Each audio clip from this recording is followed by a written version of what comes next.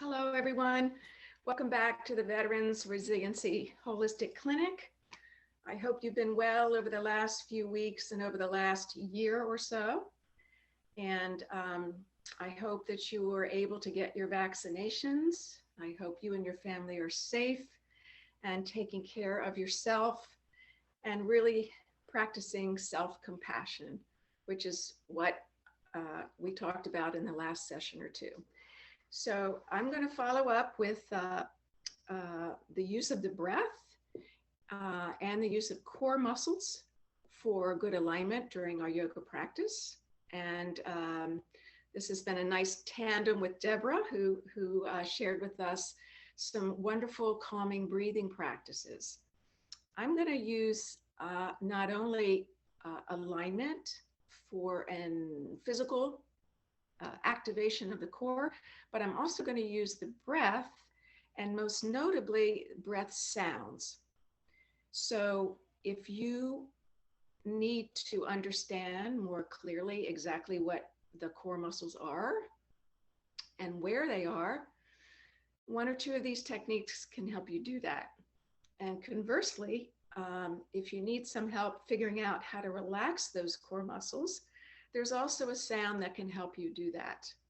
So when we say core, what people frequently talk about is this lumbosacral core, the abdominal muscles, the ones in particular that run this way and run this way, but it's also our gluteal muscles and our strong thigh muscles.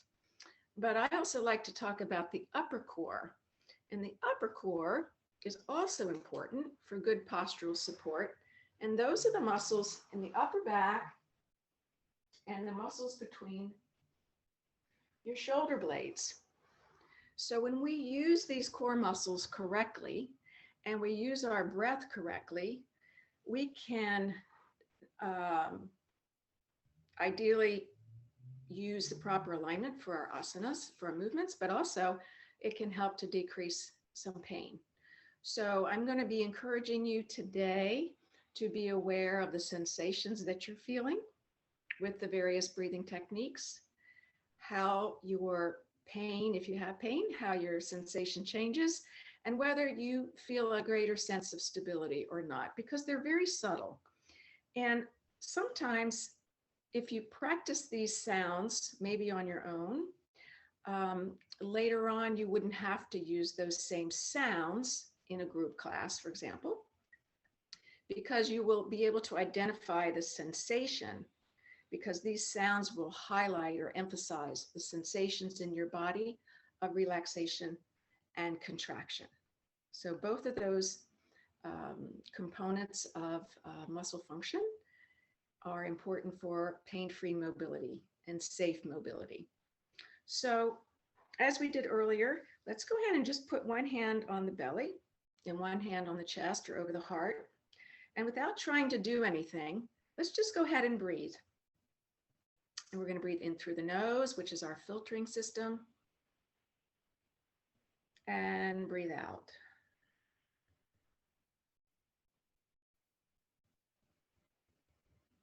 We'll do 3 or 4 times on our own, at your own pace.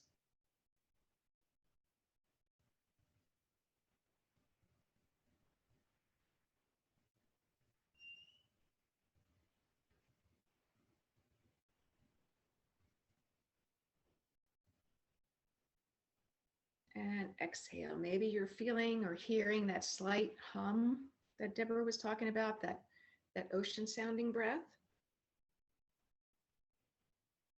Couple more. And maybe you can appreciate that when you inhale, your diaphragm muscle in your abdomen is moving forward and slightly down, and so is the pelvic floor muscles. And that's that lengthening, that extension of the spine when we inhale. Conversely, when we exhale, there's a contraction of the pelvic floor, of the respiratory diaphragm, and everything moves back up. So inhale, lengthening, respiratory drops down, pelvic floor drops down, Exhale, everything moves back up. So I'm going to introduce the first sound, which is a relaxation sound, and that is shh. So go ahead and keep your hands in the same position. And on the inhalation, nice rich inhalation, nice rich deep exhalation, but we'll use the sounds of SH. Breathing in and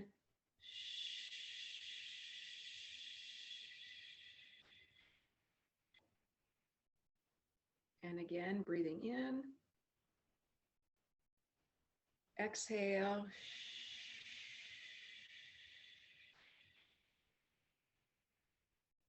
It's that quieting that moms do to their children.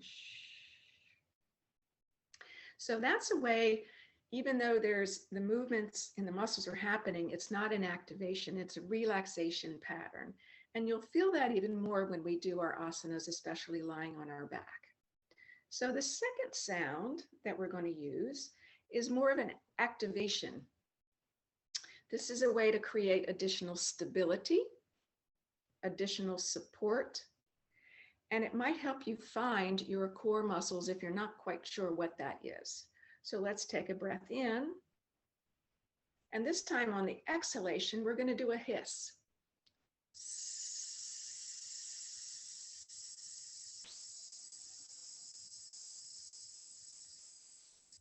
And don't worry if yours is not as long as mine, because I practiced this.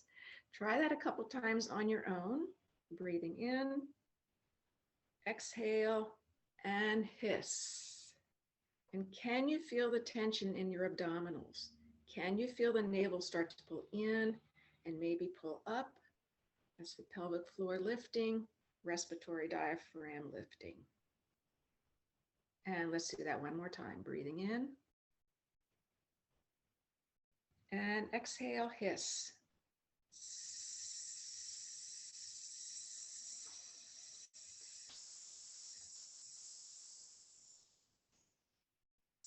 Okay, so now we're going to practice some asanas or some movements. I'm going to do 4 or 5, and we'll practice with the SH and with the hiss. And you see if you feel any difference. You notice if there's a change perhaps in your pain level or in your sense of stability and control. And I better get my big moppy hair out of the way. I just got a haircut, but who would ever know it? So we're going to be in the quadruped position, all 4s. If you'd like to stay in the chair, that's fine, but I will be referencing from the mat. And I will bring the chair up in one other position to show you how to do that from a seated position. So cat camel, we can do from a seated position. We've done that in prior classes, but let's go ahead and stack. If you'd like to put a blanket down on top of your mats, if you need a little extra cushioning, that's wonderful. You can also fold the top of the blanket over, and if you have any wrist issues, place your palm on the blanket with your fingertips over the edge. And essentially what that does, it keeps your wrist out of a 90-degree angle and it reduces the pressure, but your choice. So now we'll put our knees underneath our hips. The wrists are slightly forward of the shoulders and our fingers are nice and wide. And let's go ahead and do our cat camel. So we're going to release the belly, and we're going to breathe in, glancing forward just a little bit. Exhale. Let's just do a regular breath, however you would exhale, and arch up into that Halloween cat position, stretching the upper back, letting the head go, look at your knees, and reverse. Arms stay strong, breathing in, and breathe out your regular exhale.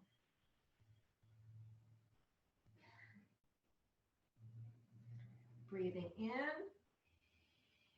So this time I'd like you to do your hiss.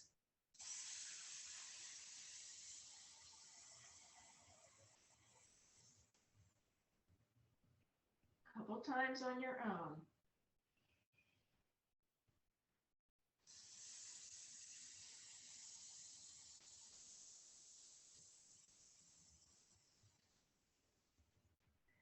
So can you feel the additional contraction of the abdomen, of the pelvic floor, perhaps of your thigh muscles? If you don't feel it, no worries. If you do sense it, is there a change in your level of comfort, your level of pain? And let's do a couple using that SH, where it's pretty much just a relaxing type of thing. You're not activating those muscles. So let's take a breath in together, breathing in. And we'll exhale, just do the SH. Let your head dangle like a ripe piece of fruit. Inhale. And exhale.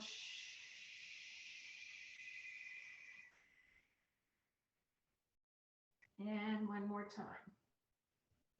Again, just asking the question, is it different for you, one technique versus the other?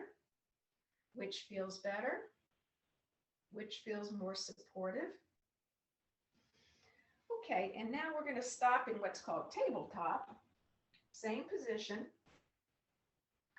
And all we're going to do is really press the hands into the floor a little bit and the tops of the feet.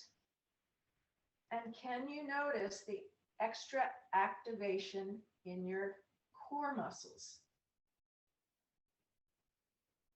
What's the sensation? Perhaps you feel more collected, more stable, more secure, more connected.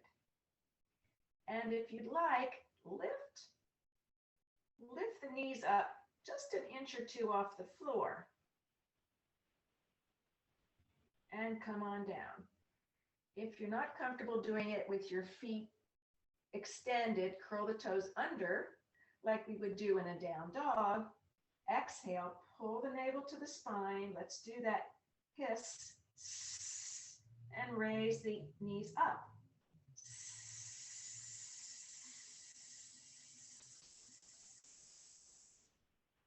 Come on down. Let's widen the knees, big toes together, and sit back into a rest position, child's position, a wrestle position. Stack your hands one on top of the other.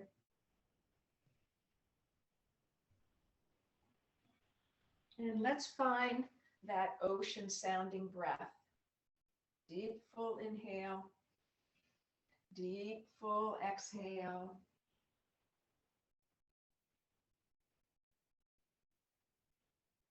Front body's compressed, so typically side body, back body. And I'm kind of sitting up here so I can speak more directly to you.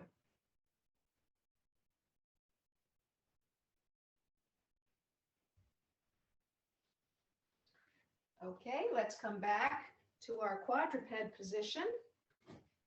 And if you have downward facing dog in your practice, everybody's favorite, I love it too. We're going to go ahead and use the hiss and the SH in this position. So let's curl the toes. Inhale.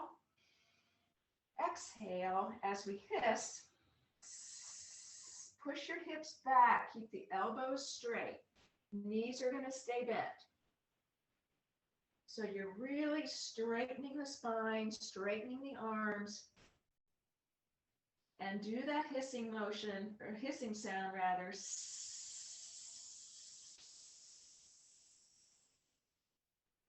And then do one or two with the SH.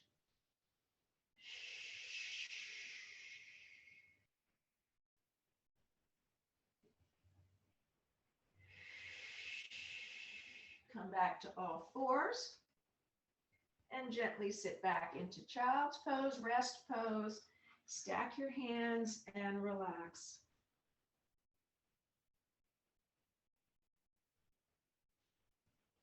I'm going to sit up for a moment, but you stay in resting pose and do your regular ocean sounding breath. I think down dog is one of those poses where it's really dramatic or can be dramatic because you're really working with gravity. You can really feel your abdominal muscles moving up and down, maybe more than some of the other asanas that we'll practice.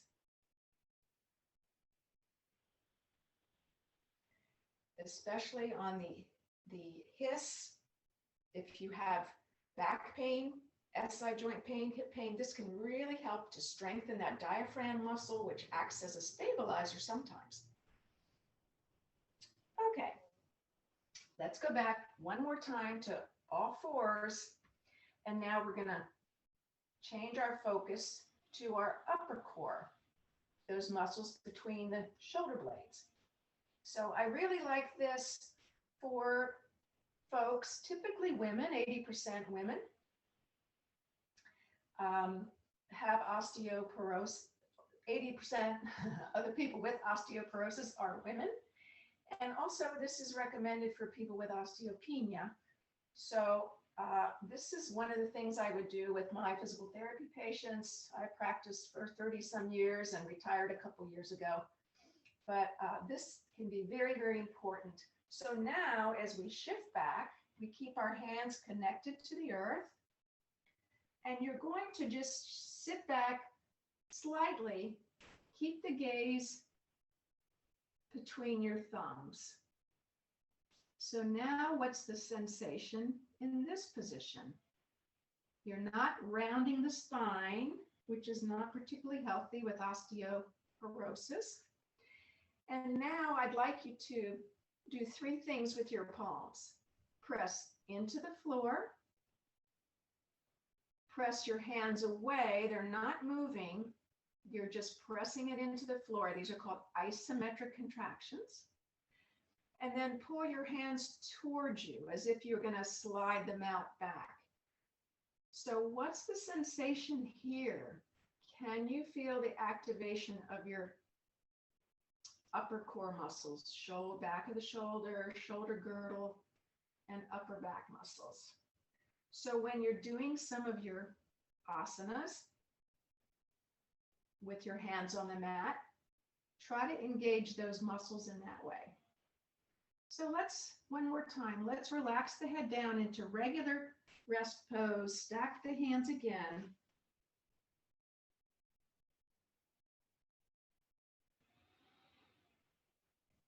Find your breath.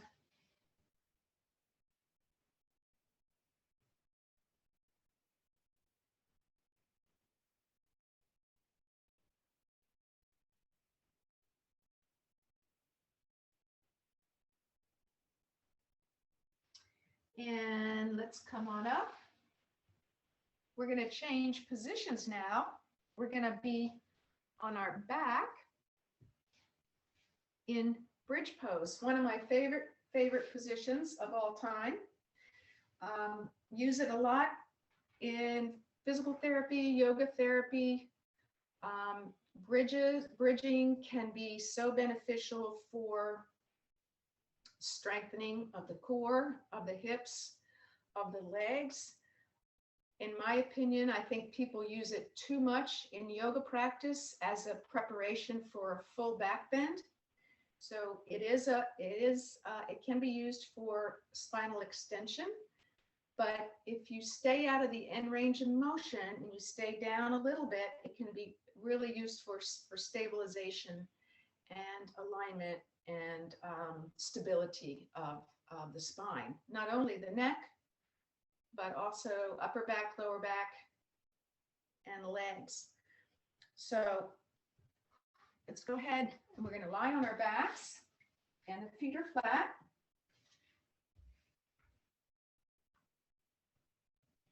So just take a moment or two and do a little body scan.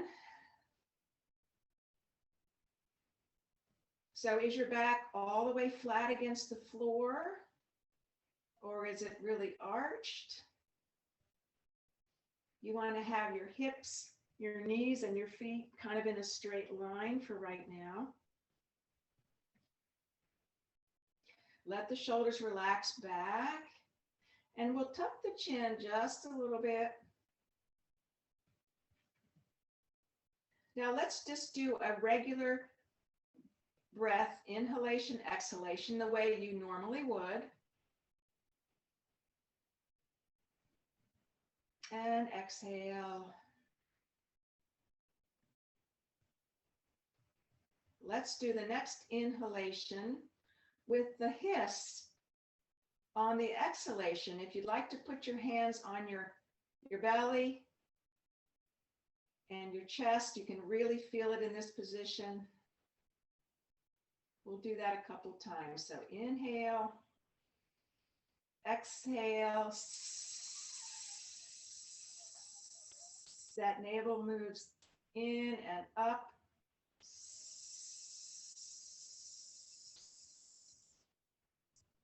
Again, breathing in. You can feel your spine lengthening maybe. Exhale, hiss. Abdominals contract, transverse abdominis, pelvic floor lifts up, respiratory diaphragm lifts up.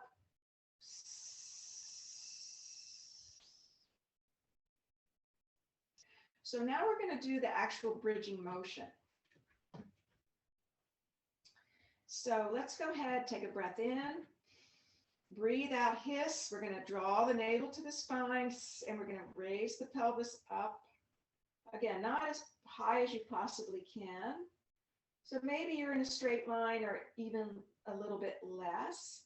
And the weight's on the back of your shoulders, not on your neck. Let's do another breath in and hiss. What's the sensation here? Can you feel your buttock muscles, your outer thighs, inner thighs, abdominals? One more. Exhale, hiss, and we'll just lower ourselves down very slowly. Bring the knees in. You want to roll around a little bit. You can stir them like a little pot of soup, or whatever you want to do to make your spine and hips happy. And again, I'll just ask the question, did you feel a difference in what you normally feel? Was there a change in your level of comfort or a decrease in your pain? So now we're going to do the same thing. Actually, this time, let's bend the elbows so fingertips point to the ceiling, and just press the elbows down just a little bit, and you'll feel your heart lift. Your thoracic spine extends just a little bit. So now as we exhale, we're going to raise, push down to lift up. Good. So again, we're not going to arch up as high as we can. Nice, comfortable position. And let's do the inhalation, this time with the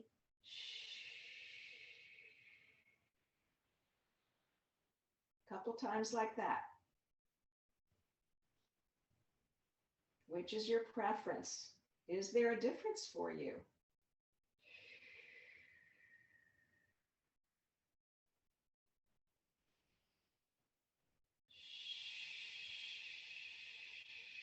And we'll roll right on down. Bring the knees in and bring them towards your head, or rock side to side, or stir them, whatever you need to do.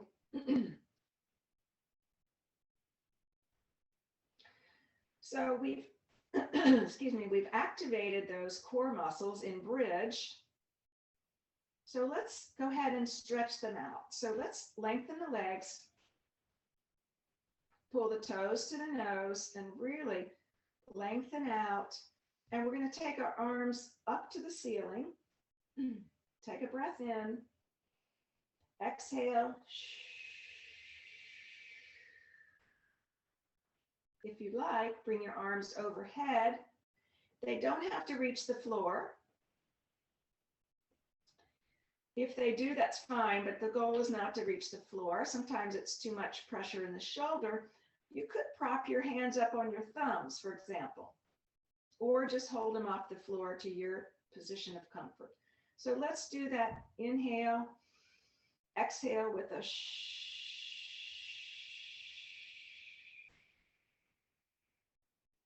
One more time.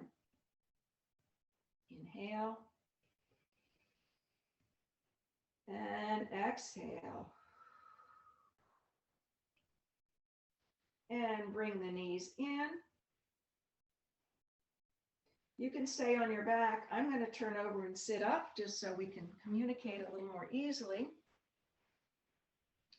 So were you able to feel that the respiratory diaphragm really comes up underneath your ribs? And it was almost difficult to activate your lower abdominals. So this was a really good way to work on your inhalation, getting more oxygen into the body. So if you're having a day where you're feeling sort of sluggish and maybe it's raining like it is today, this is a wonderful position to lie on your back. Your knees can be bent or straight, arms overhead, and just work on your breath. And this is a very supportive for the inhalation. So it's bringing in fresh oxygen. So last position, this is our fifth one, last position, we're going to lie on our backs and we're going to do some trunk rotation. And this is another one I used to teach in physical therapy that I think made a major difference. It's a small little cue, major difference in how stable people feel in their sacroiliac joint. So we're going to keep the knees bent. We're going to be on our backs again. And frequently in yoga class, the cue is as you drop your knees to the right, take a big inhale. Let the legs down and then inhale, bring the legs back up. So I'm going to ask you to do it in a different way this time, and we'll compare what you feel, what's best for your body. So we're going to take a breath in and we're going to exaggerate that exhale. So we're going to use the hiss. Arms out to the side, and we're going to bring the knees to the right as you exhale. Hiss. And they don't have to stay together. That's okay.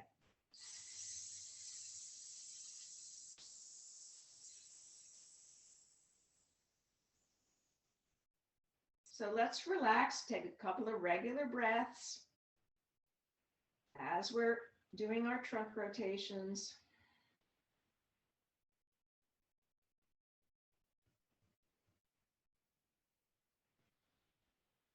So typically, as I mentioned, you would inhale on the way back to neutral. So let's just do that as a comparison. So now we're going to inhale, bring the knees back to the center. And relax. We're going to go back to the right side. So let's inhale. Right knees, plural, both knees to the right.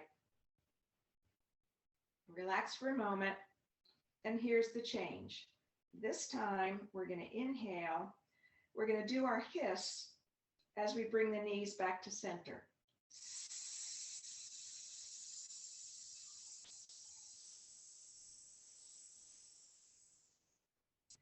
And I'll just ask, what was the sensation there?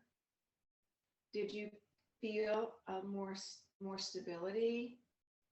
More control, more support, and that frequently translates to less pain or a more natural sense of connection. So, second side, let's breathe in and go to the right, to the left, knees to the right, knees to the left. And we'll take a couple breaths here. Maybe breathing into that right low back, into the right hip, right rib cage. You can direct your breath there. And we'll inhale as we bring our knees back to center. Breathing in and back to center. And now we'll switch out and we'll use the hiss. Breathe in. Exhale as we hiss, knees to the left.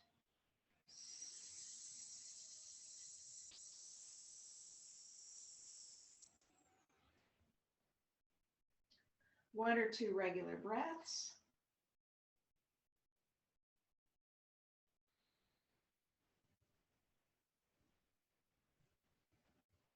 Now let's hiss and bring the knees back to center.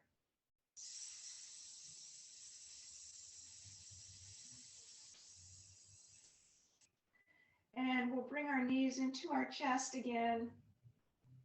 Gentle stretch. Rotate your knees around in a circle if you'd like. You can separate them in and out, whatever feels good to you. Pretend that you're walking, whatever you need to do. And we'll just do one more quick one. I want you to take an inhalation and straighten both legs towards the ceiling. They don't have to go all the way up. Heels pressing up. Inhale and exhale, bend. Same thing. This time, take a breath. Exhale, straighten the knees towards the ceiling.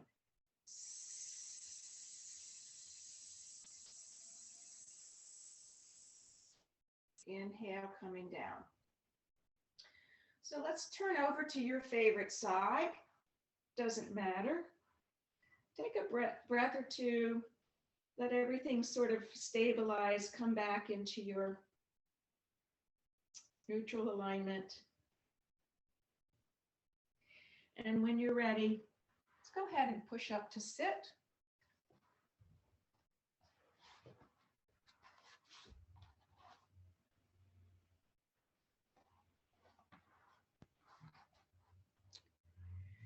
And so I'll ask everyone, Shirley, how was that for you? Did the 2 different sounds make sense? Oh yeah, please unmute yourself, everyone. Yeah. Yes, the sounds, both the sounds seem to bring my whole body more into engagement. So yes, I felt more stable when I used the sounds, both of them. Now, the difference in the sounds didn't seem as prominent for me as much as just using the sounds versus not using the sounds, maybe more stable. When you were working, I could tell with the core, it went all the way to my thighs.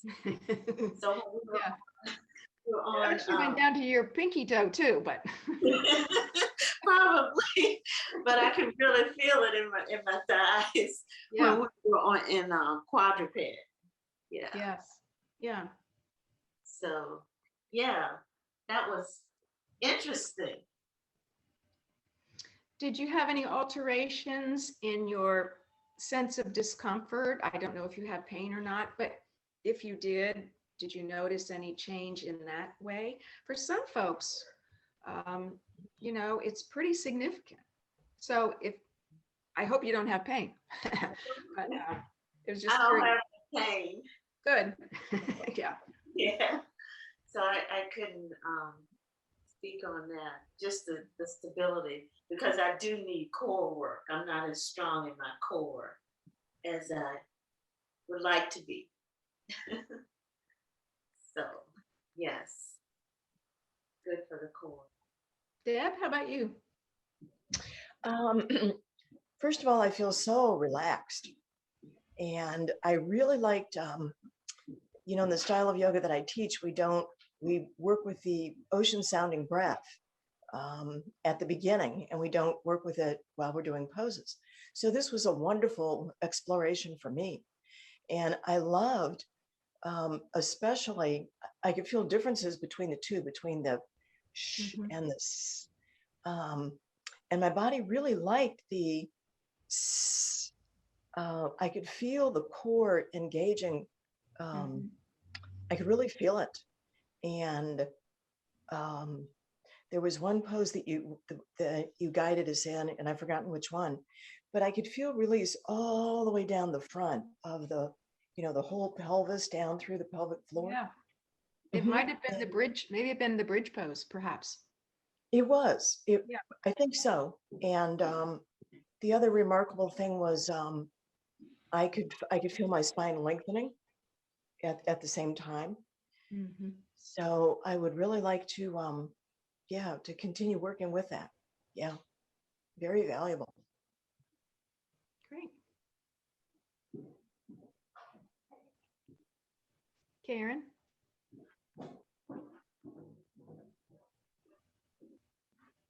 I don't have anything to add, Lainey. Thank you. Okay. All right, everyone.